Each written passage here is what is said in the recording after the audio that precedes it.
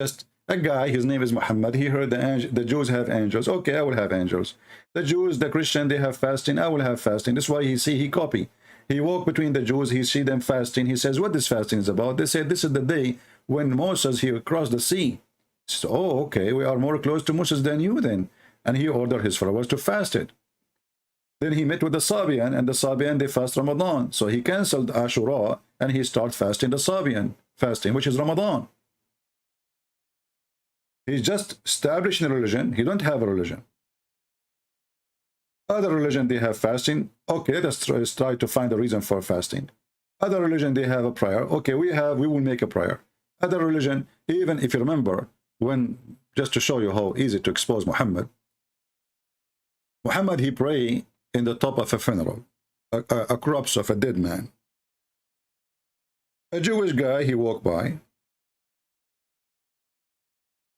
and the Jewish guy, he saw how Muhammad, he pray in the top of the dead guy. What the Jewish guy, he said? He says, this is how we do it. What Muhammad reaction?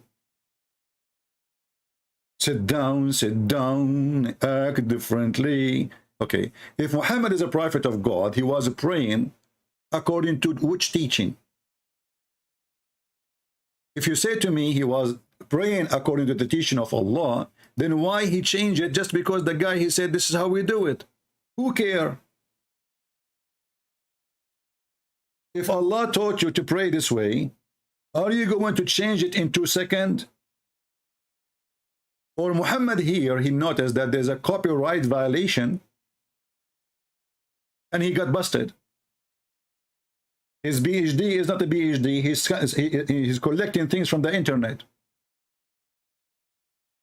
So right away, erase it, write something different, act differently. It means write something different. It means forget about what you used to do a second ago. But do you pray according to God or according to a Jew? Muhammad was praying in the funeral standing. Who is the one who taught him that? If you say it's Allah, then how Muhammad he changed it? In a second. If you say it's not Allah, that means Muhammad is a fraud. And he changed the prayer as he wish.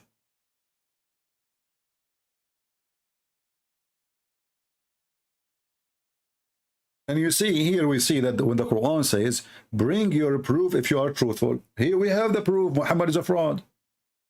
The same as the story of the punishment of the grave. Muhammad never mentioned it. A Jewish woman, she came to Aisha and she mentioned it.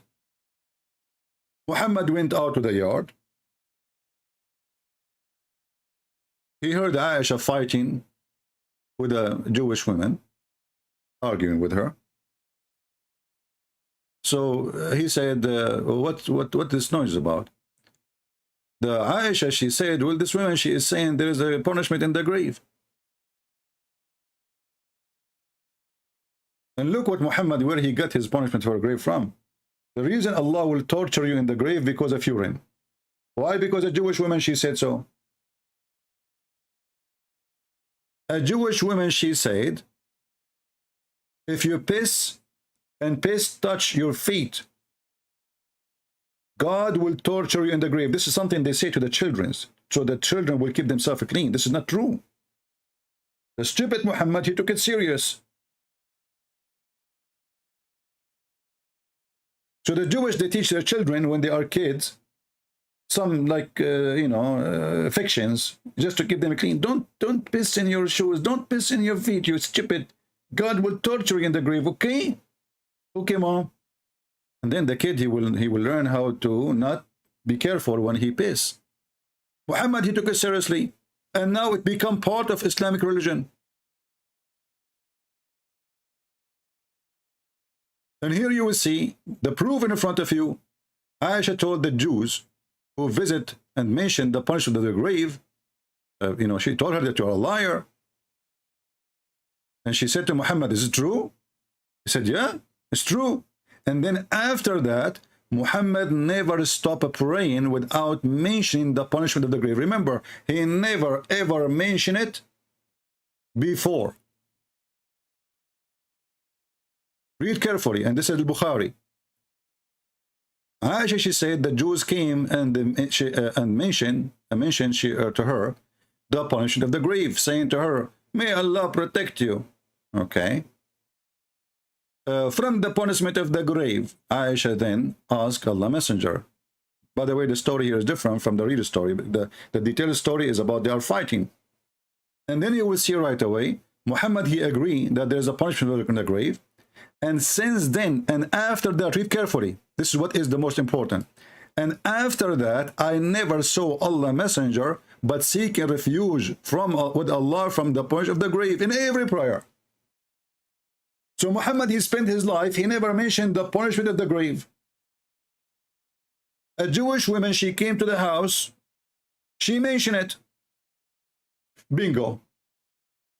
Muhammad, he added something brand new. He learned today from the Jews that there is a punishment of the grave. Let us add it to the religion.